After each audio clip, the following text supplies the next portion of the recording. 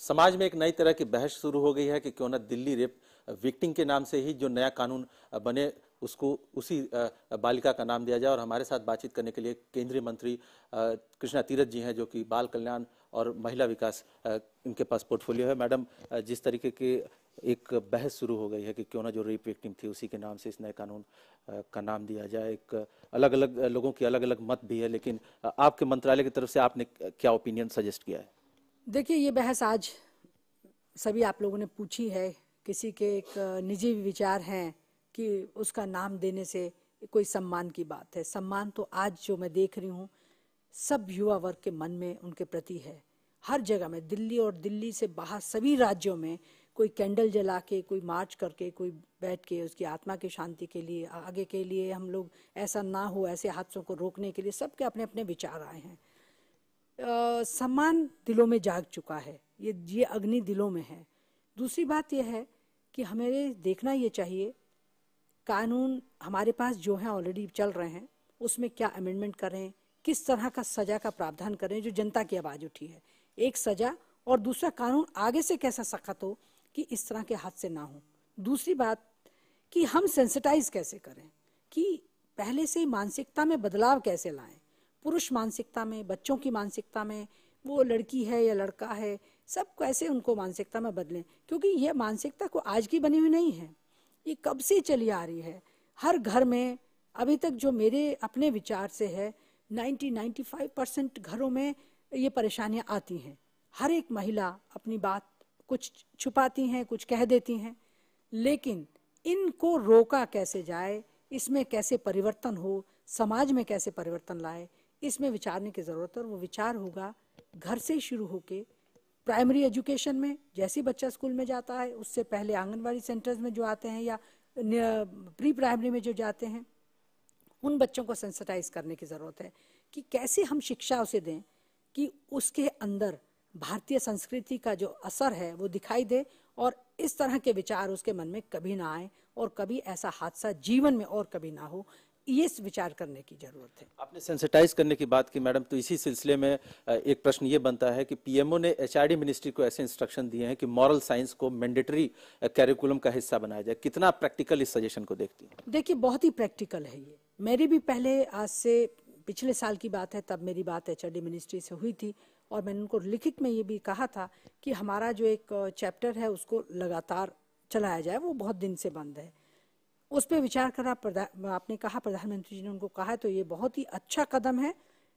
अगर स्कूल से उस बच्चे के दिमाग में ये बात आ जाएगी तो भविष्य उसका अच्छा रहेगा, अच्छे आचार विचार के साथ अपना जीवन जिएगा और अपने आसपास जो एक सामाजिक प्राणी होने के नाते अपने समाज को भी एक अच्छा वातावरण वो दे सकेगा। रेप विक्टिम के रिहैबिलिटेशन के लिए आपके मिनिस्ट्री ने एक ड्राफ्ट तैयार किया है, प्लानिंग कमीशन के पास पड़ा हुआ। कब तक उम्मीद की जाए कि उस पर फाइनल नोट मिल जाएगा और उसके इम्प्लीमेंटेशन को लेकर के आपकी मिनिस्ट्री काम करने लगे? रिहैबिलिटेशन और रेप विक्टिमता ऑलरेडी है हमारे पास, प्लानिंग कमीशन में है, वो बहुत जल्दी मेरे ख्याल से उस पर विचार होगा और वो सामने आ जाएगा। आखिर में मैडम आपसे ये जानना चाहेंगे कि जिस तरह का मास सेंटीमेंट उभर करके सामने आ रहा है, लोग जज्बाती होकर के यहाँ तक मांग कर रहे हैं कि इनको फांसी देना चाहिए जो रेप विक्टिम्स है, आपकी अपनी पर्सनल ओपिनियन क्या है और क्या सरकार इस मास सेंटीमेंट को इनकॉर्पोरेट करेगी अगर कोई भी लॉ बनता है उसमें? तो मेरा मानना यह है कि कानून अपना काम करेगा, जो कानून के अंदर सख्ती है वो करेगा। अगर कभी कभी जनता की आवाज़ पे अमेंडमेंट करने की ज़रूरत होती है, उसको अमेंड भी करते हैं। मेरा पर्सनल व्यू तो यह है कि जो जनता की आवाज़ पे हम काम करते हैं, जनता की आवाज़ के साथ मैं हूँ। दूसरी बात यह है कि कानून किस दायरे में है, कैसे हमें उससे काम लेना है, या किस सज़ा से जनता में उसका असर ज़्यादा होगा, ये विचार, विभिन्न विचार मेरे पास आए। कोई कहते हैं सज़ा दे दें, कोई कहता है आजीवन कारावास दे दें, कोई कहता है कि उसको नपुंसक बना दे, कोई कहता है उसको फांसी पे लटका दे। जब ये सारे विचार हमारे पास आए हैं तो हमारी वर्मा जस्टिस कमेटी, जो एक कमेटी बनी है, उसमें भी अपने विचार सबने भेजे हैं। उसी के बाद फैसला होगा कि कौन सा कानून बने जिससे आगे के लिए एक भय पैदा हो और अब जो है उन्हें कड़ी से कड़ी सजा मिले, जिससे आम जनता के मन में शांति हो। केमिकल कैस्ट्रेशन को लेकर के भी आवाज उठ रही है, तमाम तरह के लोगों के मिक्स रिएक्शन है, आपकी क्या इस पे पर्सनल राय है? देखिए, केमिकल कैस्ट्रेशन की बात आई मेरे पास, जब विमेन एक्टिविस्ट आई उन्हें भी कहा, एक ने कहा केमिकल कैस्ट्रेशन होना चाहिए, दूसरे ने कहा कि ये परमानेंट नहीं है, हर साल इस तरह अगर केमिकली कैस्ट्रेशन कर भी देते हैं तो कोई उससे भी ज़्यादा कोई हीनियस और क्राइम करना शुरू कर दे। वो बच्चों के साथ क्या करेगा, बड़ों के साथ क्या करेगा, फ्रस्ट्रेशन में क्या करेगा, ये विचार हमारे एक्टिविस्ट के ही थे। तो सब विचारों को मैंने एक मिनट्स बनाए हैं। इसके बाद क्या होना चाहिए, कुछ मैंने कहा फांसी हो, किसी ने कहा कि केमिकल कैस्ट्रेशन हो, किसी ने कहा कि नहीं उसे आजीवन कारावास दे। आजीवन कारावास मीन्स अनटू डेथ, वो जेल में रहे।